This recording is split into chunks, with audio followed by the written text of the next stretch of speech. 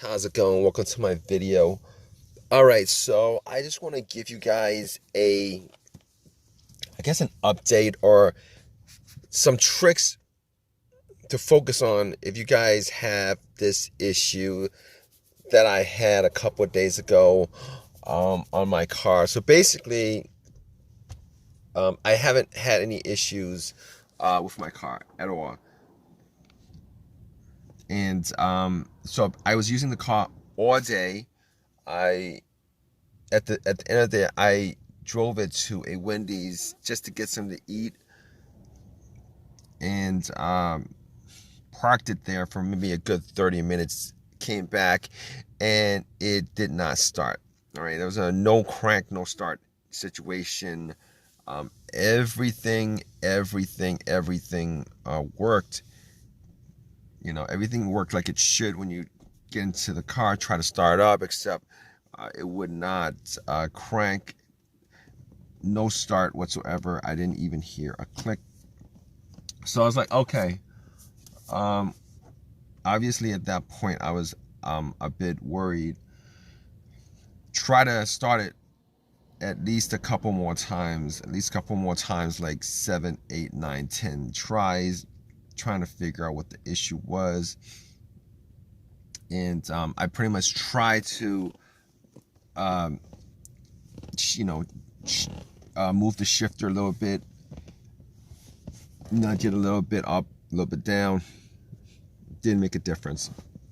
So I was like, okay, maybe it's the battery. Maybe there's an issue with the battery. I don't know. Maybe there's some corrosion on the terminals. Maybe the battery is a bit loose or whatever.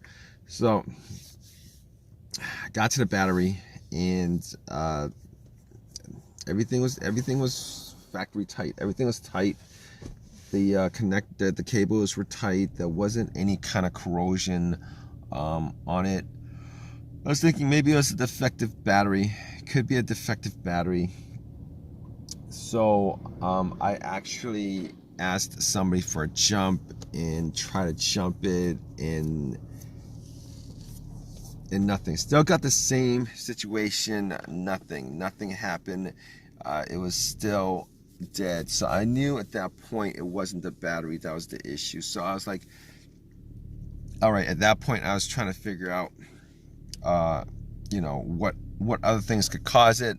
Like, you guys are in this situation, you guys are troubleshooting, you guys got to figure out what the problem was. And I was checking out the wiring just to make sure that there was nothing obstructing the negative wire to the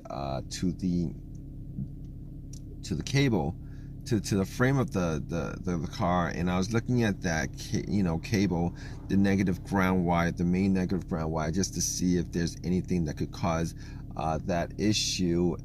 Maybe a weak connection or like that, or something like that. Anyway, I was looking at it, and it seemed to be okay. There was nothing wrong with it. So I crossed that off the list.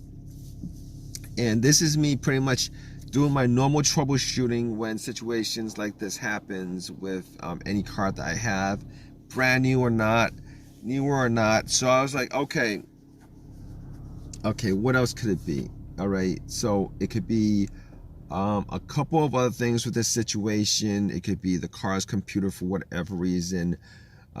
So I was thinking to myself, were there any kind of codes?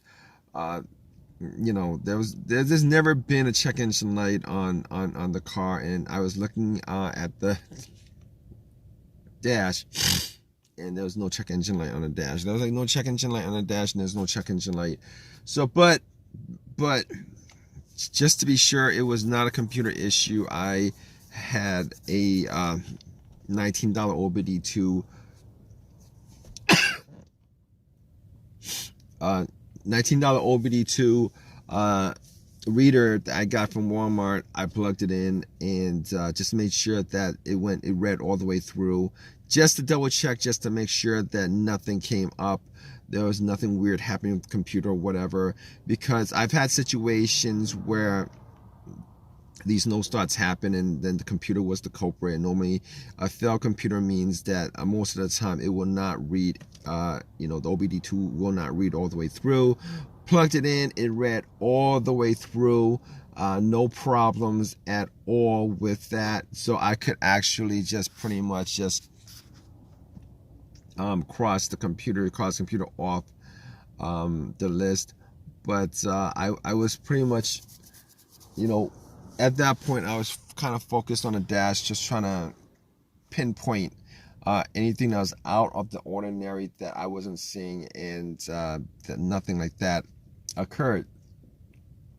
So at that point I was thinking, okay, maybe it could still be something simple where I wouldn't have to spend money on it. It wouldn't have to be taken to the dealer or whatever. And I was thinking maybe it could be a fuse, maybe it could be a relay. I was thinking it's probably not the starter because, for the starter to wear out this soon, there is just improbable, probably not improbable. No, improbable would be the word. Not impossible, improbable. So I was thinking to myself, I didn't want it to be the starter because this is a newer vehicle. So I was like, okay, fuses and relays. All right, they do blow every now and then for whatever reason. I don't think I've actually used the 12 volts in any way that would have blown a fuse or whatever, but thinking about situations that I've had with fuses being an occurrence on no start issues. I've had a couple of cases. One case where the main fuse of a car that I had, I think it was an Acura that had the main fuse blow, and in that case I had absolutely no power going to any portion of the car. It was as if the car was completely dead. There was nothing happening. And it wasn't the situation in this car because I was getting power to everything. I was getting power to everything, even the security, the power windows, everything worked. So I knew that wasn't the case. And the other situation I had with a fuse issue was, I believe I had one of the I forget which fuse it was, but I think it was one of the fuses to an ECU. Had this happen on another car where there was a crank but no start situation, and it turned out to be a fuse. I forget where that fuse went to, and I already said it was the ECU, probably the ECU, but probably the ECU. So anyway, unfortunately that wasn't the situation here either, because I was getting a crank, but it just wasn't starting. No. It's not the situation here because I'm not getting a crank and it's not starting. So it's a no crank, no start issue, whereas the other situation with the fuse was a crank, no start issue. So I was thinking, okay, the last thing I could possibly think of, actually, it popped up to me that it could possibly be a brake switch that could have an issue.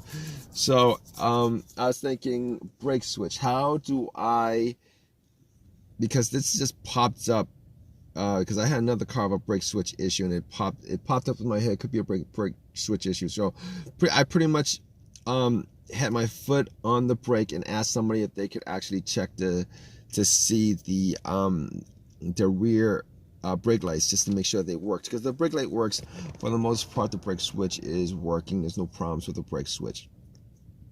So, but the brake lights did shine when I pressed on the brakes, so it wasn't the brake switch. So I was like, okay, last scenario that I could think of besides being the starter on this is probably the relay for the starter. And so I popped I was looking at the relays and just to make sure whether, checked it out and stuff, but it didn't look any different. Looked at the fuses, didn't have a fuse tester. None of the fuses looked like they were popped or blown, and so I kind of skipped that. So I went to the relay. So with the relays, is really, you can't really tell whether the relays are blown or not. But what I did was I pretty much swapped out the relay. There was another relay. There was a relay to the starter, and then another relay to something else. and I kind of swapped that out, hoping that that would fix the issue. I swapped it out and tried to turn it on again, and bam, it actually did turn on. So at that point, for whatever reason, it was the relay. It was the relay starter that was. It was the relay. It was the relay to the starter that was the reason why I was having a no crank, no start issue. So anyway, if you guys are in this situation, I hope that this has helped you guys out. And you know, I hope that, you know, whatever it is that's causing your issue, I hope it's nothing, you know, nothing big. But you know, this is a new vehicle, so you know, I didn't think it was anything. You know, there was a, you know, issue with any of the main components of it. But then again, to be honest, you know, these cars, you never know. But anyway, hope that has helped you guys out. If you guys have any comments, please leave a comment in the comment section. Please subscribe. Please give me a thumbs up. All right, guys, take care.